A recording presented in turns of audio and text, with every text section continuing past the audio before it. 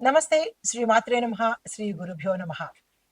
ఖగోళ శాస్త్రంలో మనకి ప్రతిసారి ఏదో ఒక వింత, ఏదో ఒక అద్భుతము ఈ గ్రహాలు చేస్తూ ఉంటాయి. ఆ గ్రహాలు కదలికలు మన వ్యక్తిగతంగాను, నేచర్ అంటే ప్రకృతి మీదను, తర్వాత ప్రపంచ స్థాయిలో కూడా మనకి మార్పులు, ప్రభావాలు కనిపిస్తూ ఉంటాయి. అందులో భాగంగానే ఈ ఏప్రిల్ 14 నుంచి 21 వరకు చతుర్గ్రాహి యోగము అనేది సంభవించబోతోంది. అయితే ఈ చతుర్గ్రాహి యోగం ఏమిటి? చాలా వింతగా ఉంది కదా! అంటే చతుర్ అంటే 4, గ్రాహి అంటే గ్రహాలు. ఈ 4 గ్రహాలు కలిసి ఉండే యోగాన్ని చతుర్గ్రాహి యోగము అంటారు.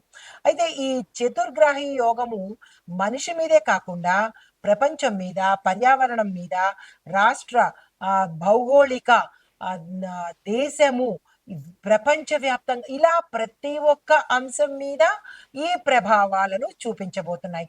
అసలు గ్రహాల కదలిక అంటేనే ప్రభావము అని గుర్తుపెట్టుకోవాలి. అయితే ఇప్పుడు ఈ చతుర్గ్రాహి యోగం అంటే ఏంటి? కొత్తగా ఉంది కదా! అనే అంశంలో ఈ 4 ఇందాక చెప్పుకున్న 4 గ్రహాల యొక్క సంయోగము, కలయిక. అయితే ఈ ఒక గ్రహం ఉంటేనే రకరకాలుగా మనకి మిశ్రమ ఫలితాలు, శుభ ఫలితాలు కలుగుతూ ఉంటాయి. మరి ఏకంగా 4 పవర్‌ఫుల్ గ్రహాలు కలిసి ఉండడం అంటే ఈ 12 రాసుల్లోనూ తీవ్రమైన అంటే శక్తులను విడుదల చేస్తాయి. ఈ 4 మోస్ట్ పవర్‌ఫుల్ గ్రహాలు. వాటి యొక్క తీక్షణత ప్రతి ఒక్క అంశంలోనూ, ప్రతి ఒక్క మనిషి మీద, ప్రపంచం మీద పడబోతోంది. అవి ఏమిటి? ఎలా? అనేది చూద్దాము. అయితే ఈ రాశిలో ఉన్నవారు ఏ రాశిలో ఏర్పడుతోంది? అన్ని రాశులకి ఉంటుందా అంటే, అది ఏ రాశిలో ఏర్పడుతుందో ఆ రాశిలో వాళ్ళకి తీవ్రమైన ప్రమాదాలనుకోండి, ఫలితాలనుకోండి ఉండబోతున్నాయి. ఒక వ్యక్తి మీద, ఒక్కొక్క రంగం మీద. అయితే ఇవి మనకి ఈ చతుర్గ్రాహి యోగము ఏప్రిల్ 14 నుంచి చాలా జాగ్రత్తగా తెలుసుకోండి. ఏప్రిల్ 21 వరకు మేషరాశిలో ఈ సంయోగం జరగబోతోంది. అయితే ఏ గ్రహాలు అవి అంటే కనుక సూర్యుడు, బుధుడు, చంద్రుడు, రాహు. ఈ 4 గ్రహాలు సంయోగం, మోస్ట్ పవర్‌ఫుల్ 4 గ్రహాలు మేషరాశిలో 14 నుంచి 21 వరకు కలిసి ఉండబోతున్నాయన్నమాట.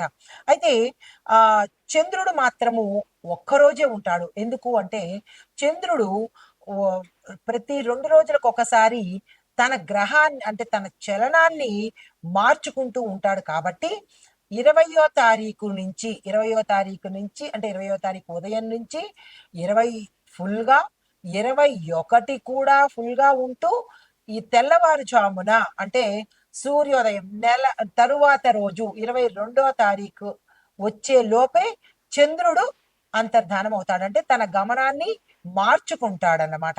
అయితే ఈ రాహు ఎలాంటి ఫలితాన్ని ఇస్తాడు? అంటే ఇప్పుడు మనం ముందుగా చూసుకోవాలి. ఈ 4 గ్రహాలు ఏ ఏ ఫలితాన్ని ఇస్తాయి అనే దానిలో రాహు ఇచ్చే ఫలితం ఏంటంటే సూర్యుడు, బుధుడు, రాహు, చంద్రుడు కలిసి మేషరాశిలో ఏర్పడడం వల్ల ఈ మేషరాశి వారికి ప్రభుత్వము, అధికారము, స్వప్నాలు, తలకు సంబంధించి, లీడర్‌షిప్‌కు సంబంధించి ఎక్కువ ప్రభావితం అవుతాయి. అంటే ప్రభుత్వము ప్రభావితమవుతుంది. అధికారము ప్రభావితమవుతుంది. స్వప్నాలు అంటే మనిషి పరంగా చూసినట్టయితే ఈ 2 ప్రభుత్వము, అధికారము ఈ 2 ప్రభుత్వాన్ని అంటే గవర్నమెంట్‌కి, దేశానికి సంబంధించినవి. మరి స్వప్నాలు అనేవి మనిషికి సంబంధించినవి. ఆరోగ్యము అనేది కూడా మనిషికి సంబంధించింది. లీడర్‌షిప్ అనేది కూడా మనిషికి సంబంధించింది. అంటే ఇటు దేశానికి, ప్రపంచానికి, మనుషులకి కూడా ఈ 4 యొక్క ప్రభావము చాలా తీవ్రతరంగా ఉండబోతోంది. అయితే ఈ 12 రాశుల మీద ఈ ప్రభావము ఎలా ఉండబోతోంది? ముందుగా మనం దేశాల గురించి, ప్రపంచాల గురించి తర్వాత చూసినట్టయితే ముందు వ్యక్తిగతంగాను ఈ రాశుల మీద ఎలా ఉండబోతోంది, విద్యార్థుల మీద, ఉద్యోగస్తుల మీద, వ్యవసాయదారులు, వర్తకులు, వ్యాపారులు, పారిశ్రామిక రంగం వాళ్ళు, ఐటీ రంగం వాళ్ళు, తర్వాత రాజకీయ రంగం వాళ్ళు, సినిమా పరిశ్రమల వాళ్ళు, ఇలా ప్రతి ఒక్క రంగంలో ఉన్న వాళ్ళ మీద ఎలాంటి ఫలితాలు ఇవ్వబోతున్నాయి, అవి తీవ్రంగా ఉంటాయా లేదా సామాన్యంగా ఉంటాయా లేకపోతే మహోన్నతంగా ఉంటాయా అనే అంశాలను మనము మేషాది ద్వాదశ రాశుల వారికి తెలియజెప్పుకుందాము. ఇప్పుడు చతుర్గ్రాహి యోగంలో ఈ 4 గ్రహాలు వ్యక్తిగతంగా ప్రతి ఒక్క మనిషికి ఎలా ఉండబోతోంది అంటే కనుక ఈ 4 తీవ్రమైన శక్తులను విడుదల చేస్తున్నాయి. ఆ రాశిలో ఉన్న వారికి అంటే ఈ 12 రాశుల్లో ఉన్న వారికి తీవ్రమైన వారి యొక్క ప్రభావాన్ని చూపించబోతున్నారు. అంటే ఈ 4 కలిసి ఆ ఒక వ్యక్తి జీవితంలో ఒత్తిడి, పరిణామము, మలుపులు తప్పనిసరిగా ఉండబోతున్నాయి. ఆ అంశంలో తదుపరి రాశి కుంభరాశి. ఈ రాశి వారికి చతుర్గ్రాహి యోగంలో ఫలితాలు ఆర్థికంగా మీ యొక్క అంచనాలు మించే లాభాలు వస్తాయి. మీరు 10 రూపాయల లాభం అనుకుంటే 100 రూపాయల లాభం వచ్చేటట్టుగా ఇక్కడ కనబడుతోంది. దానికి తగ్గట్టుగా అన్ని రంగాల్లో ఉన్న వాళ్ళు కూడా మీ ప్రయత్నాలు కానీ మీ అంచనాలు కానీ ఏర్పాటు ప్రణాళికలు వేసుకోండి. అయితే మరొక విషయం ఏంటంటే ఐటీ రంగంలో